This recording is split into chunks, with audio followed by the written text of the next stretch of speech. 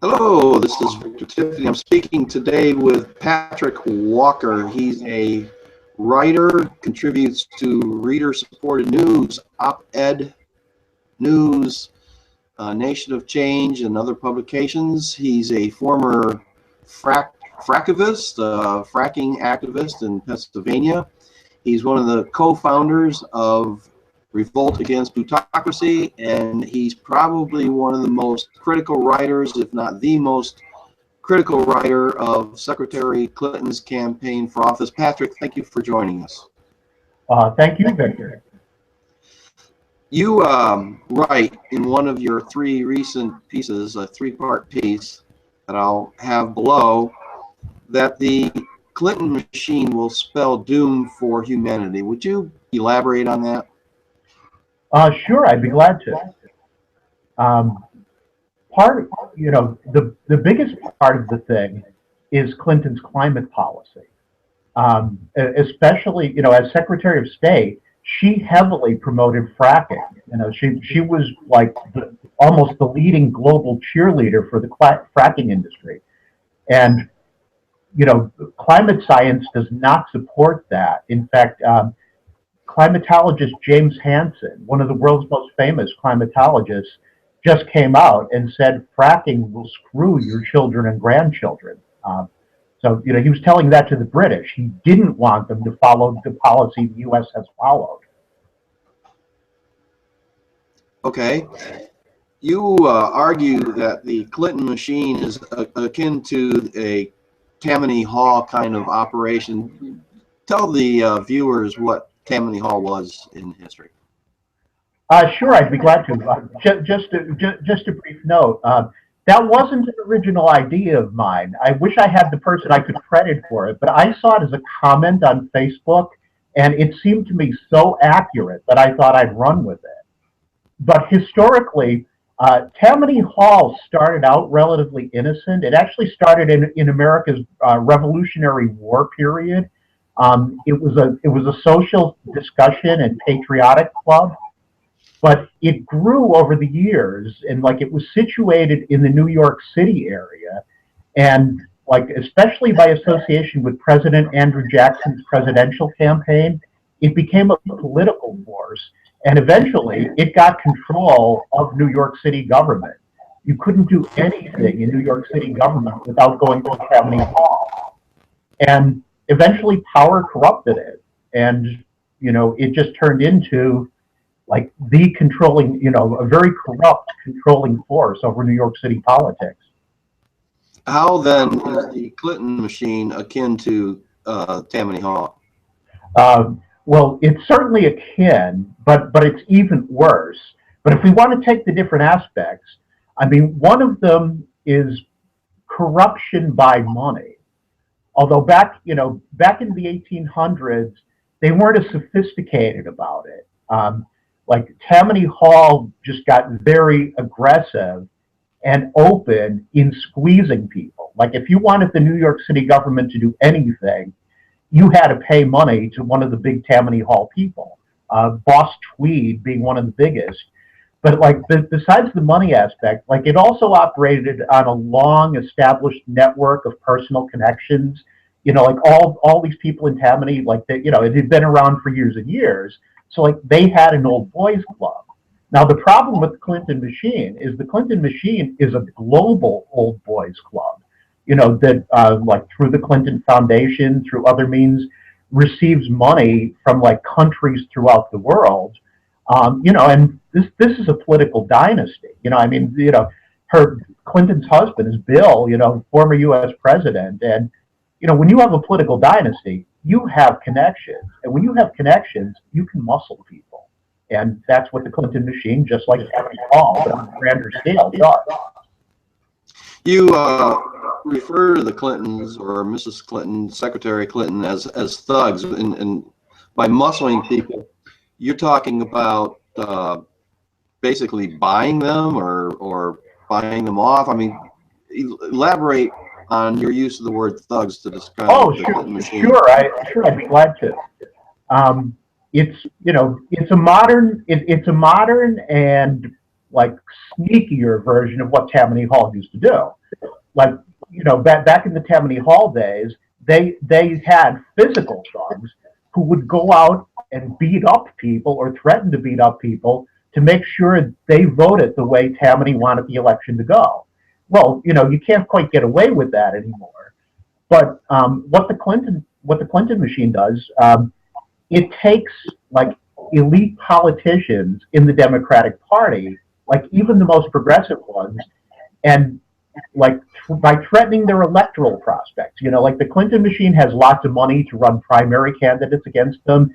It also has lots of money to spread propaganda against them. It has all kinds of political connections, people who are willing to go out and get these people, speak against them, spread the propaganda, that they're, and basically these people are afraid. Like it's pretty clear that they're afraid of the Clinton machine because they're going exactly against their principles. Like even people who are widely admired, like Alan Grayson, considered one of the best Democratic progressives.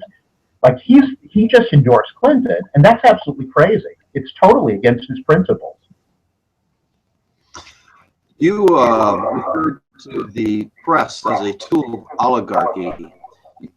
This is a pretty harsh analysis of the Fourth Estate. Do you think they are corrupt? Do you think they are lazy, or do you think they're ignorant about what's going on here, what you're describing?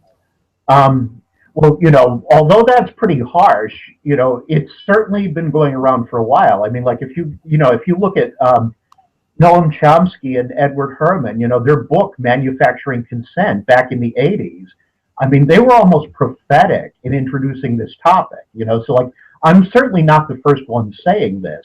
It's just that over the years, since Chomsky and Herman wrote, it's become like ever more evident. But as to answer your question, I think it's a combination of all the things you name, because corruption, like especially the people at the top of the networks. Remember, like these are corporations connected to other corporations, and there's a lot of money riding on this.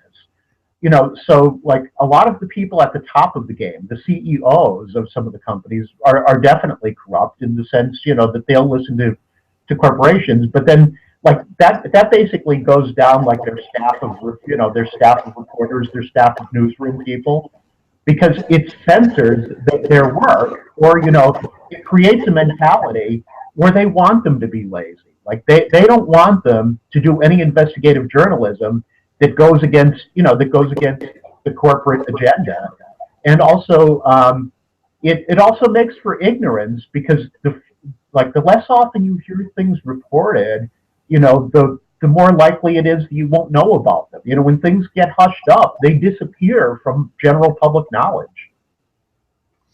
You're one of the co-founders of the Revolt Against Plutocracy movement, which is supporting Senator Sanders' campaign for the White House with an innovative strategy to have people sign or take a pledge to write in Sanders in the general election if he's not the Democratic Party nominee.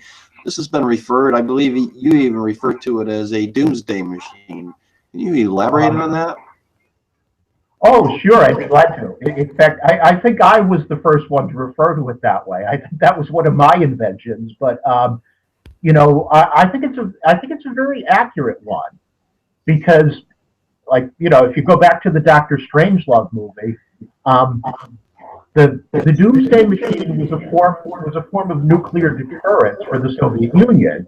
It was like mutual assured destruction to the max. Like if the Soviet Union got attacked, their whole system of nuclear weapons would launch off and basically like wipe out the planet. Like that was the idea of the doomsday machine, and it was a deterrent.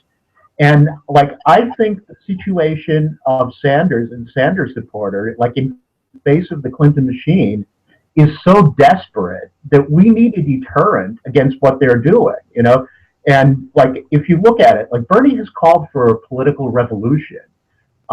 Revolutionaries are desperate people. You don't do normal things or abnormal things like have a revolution when the system is working. So like the system is so corrupt that it needs something like the equivalent of a doomsday machine to fix it. Like, for example, the number of the number of people endorsing Clinton, when some of her policies being doomed for the planet. I mean, it's just insane. So I mean, I think we have to engage in a revolutionary sort of protest by just refusing their verdict. We will not vote for Hillary Clinton. Okay. And finally, in your article, the second thing besides to have people take the pledge to write in Sanders, you talked about publicly shaming these supposed progressives who are endorsing Senator Clinton. How do you plan on going about that? How do you think people should shame people like Senator Brown and the Congressman Grayson? Very good question. I think we have a few potential means. Like I've been thinking Revolt Against Plutocracy should launch an active, publicly advertised campaign to do that. And the campaign would include a few things.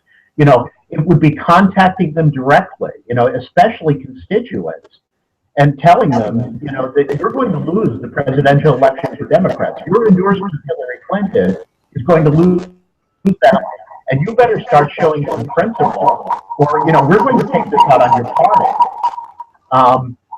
So part of it is like going directly to their Facebook, their Facebook, but also like their online contacts, their websites, emailing them, phone calls, whatever contact there is. And another thing is formalizing this all as a petition, and just telling them that their endorsement of Clinton is going to have consequences for the Democratic Party and quite likely for their own political careers. Oh, I appreciate that, Patrick. We're gonna wrap this up. Appreciate your time. Thanks for joining us today. Oh, Victor, it's always a delight. Thank you.